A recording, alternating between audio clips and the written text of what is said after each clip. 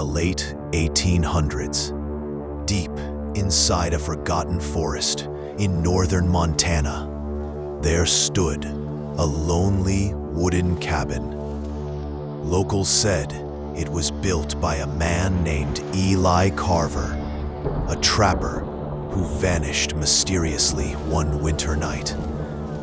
Ever since then, the cabin's single lantern kept glowing on its own, even though no one lived there.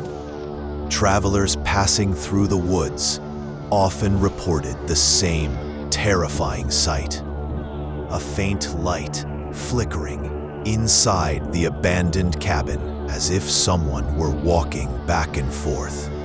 Some claimed they saw a shadow move against the window, tall, stiff, and unnaturally slow. Others swore they heard footsteps dragging through the fog, circling the house again and again. For years, no one dared go near it after sunset. They believed Eli's spirit still wandered around, searching for something he lost before death. They said he was trapped between this world and the next, doomed to walk the cold ground forever. But what frightened the locals most was not the glowing lantern. It was the feeling that the forest itself watched whoever passed by, as if the trees whispered warnings, telling you to run while you still could. Because once the fog thickened, once the moon rose over the crooked branches, the cabin didn't just appear alive. It felt like it was waiting for you. As night fell deeper, the forest shifted into a different world, silent, breathless, frozen in time. Hunters once called this path the White Walk, because when the thick mist rolled in, the ground turned pale as bone. People who wandered through it often spoke of strange footprints that appeared behind them, even though no one else was around. In the late 19th century, a search party followed this path while looking for a missing child. They walked for hours, calling the boy's name, until they reached the abandoned cabin. Suddenly, the fog grew so dense they couldn't see their own hands. Then the air turned icy cold. One of the men claimed he felt a hand grip his shoulder, long fingers, freezing to the bone. When he spun around, nothing was there. Moments later, he vanished. The others ran, but the forest swallowed them whole. When rescuers arrived days later, all they found were scattered lanterns and deep drag marks disappearing into the mist. The child was never found. To this day, locals swear that on certain nights, a shadow walks along that same fog-covered path. Tall, slow, silent. And if you stay too long, the mist begins to move toward you, almost like it's alive, wrapping around your legs, pulling you into the dark history of those who never escaped. Decades later, people began reporting a new phenomenon around the same cabin. Travelers claimed that the door sometimes stood wide open, glowing with a warm golden light, as if someone were living inside. But when anyone approached, they found the interior completely empty, and yet the floorboards still creaked, as if unseen footsteps moved across them. Legend says Eli Carver didn't die alone. He was taken, a creature born from the forest's deepest roots, someone wants to know. A tall figure with limbs too long and movements too sharp to be human. According to local folklore, it appeared only to those who were lost in the woods, whispering in a voice cold enough to stop a heartbeat. Some said the creature forced its victims inside the cabin, trapping their souls within the wooden walls. That's why the door glows. The souls inside try to escape, begging anyone passing by to open it. One night, a woodcutter claimed he witnessed a silhouette standing in the doorway. It was motionless, tall, and crooked, staring straight at him. When he stepped closer, it slowly lifted its arm, pointing into the darkness behind him. He turned and saw dozens of shapes silently watching from the trees. The woodcutter ran for his life, and though he survived, he never returned to the forest. He said the creature wasn't guarding the cabin. It was calling to the lost, because every few decades, it needed a new soul. Far beyond the cabin, hidden between towering mountains, lay an icy valley covered with eternal mist. Native tribes once called it the Silent Ridge, a place where the spirits of the lost gathered. They believed it was the gateway between the land of the living and the realm of shadows. When the crescent moon hung low in the sky, the valley became unnaturally quiet. No wind, no birds, no movement. Travelers described seeing strange figures standing on the ridges, silhouettes shaped like humans but unnaturally still.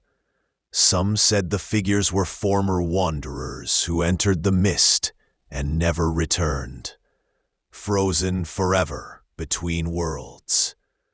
In the winter of 1873, a group of explorers set camp near the ridge. During the night, one of them awoke to soft humming, echoing across the mountains. When he looked outside, he saw dozens of shadowy bodies drifting slowly through the valley floor. They weren't walking, they were floating. The humming grew louder, turning into a deep vibration that shook the entire valley. One by one, the explorers vanished into the fog, pulled upward by unseen forces.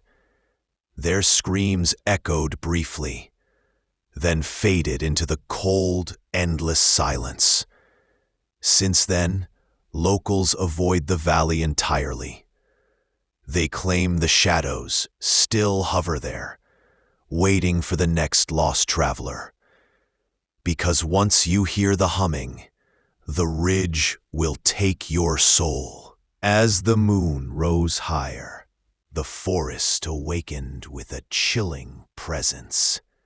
The fog spread like a living blanket, forming ghostly shapes that lingered between the trees.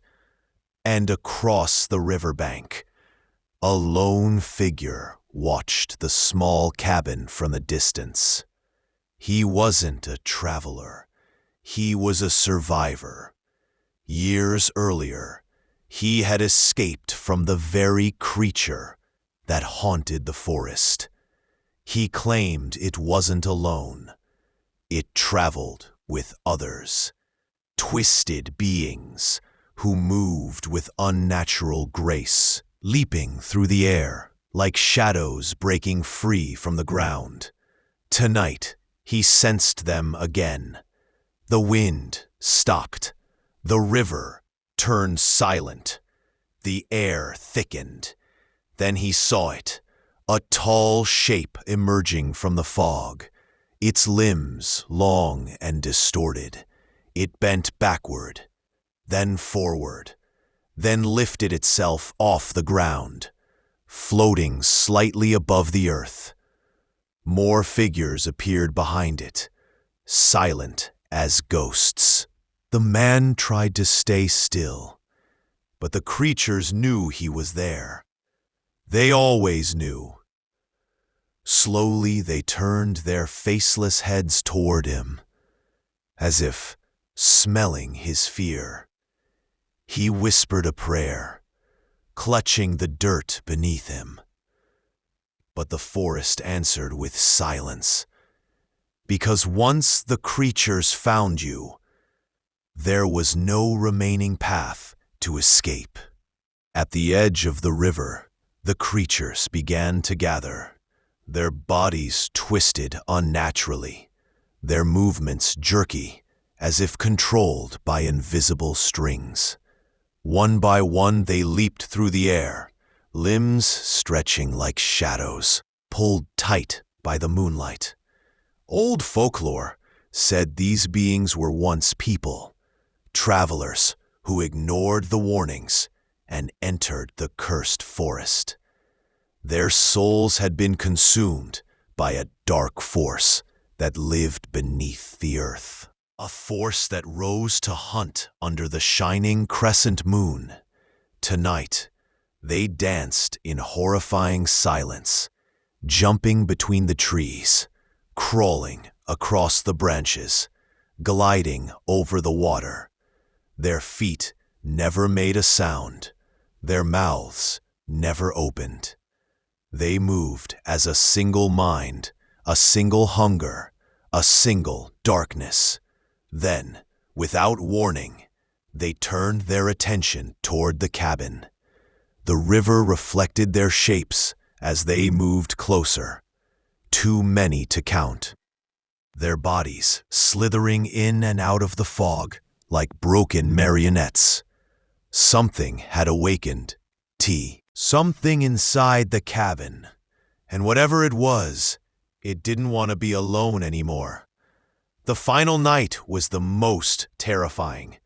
The forest, the mist, the river, all fell silent, as if the world itself held its breath. The creatures floated above the ground, dozens of them, reaching their long, bony arms outward, like puppets pulled upward by invisible strings. Their leader emerged, a towering figure, its body stretched beyond human shape. It drifted forward with chilling elegance, carrying in its arms a limp, lifeless body.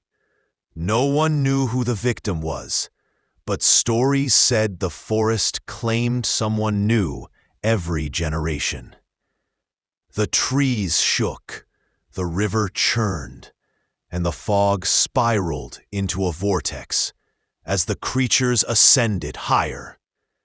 Their bodies twisted and spun, like souls being ripped from reality.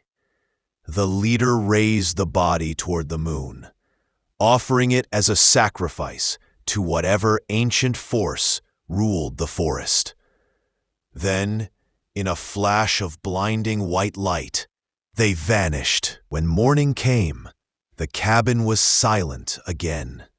No footprints, no bodies, only the faint whisper of the wind murmuring through the trees. Locals still warned travelers, if you see figures floating in the fog, run.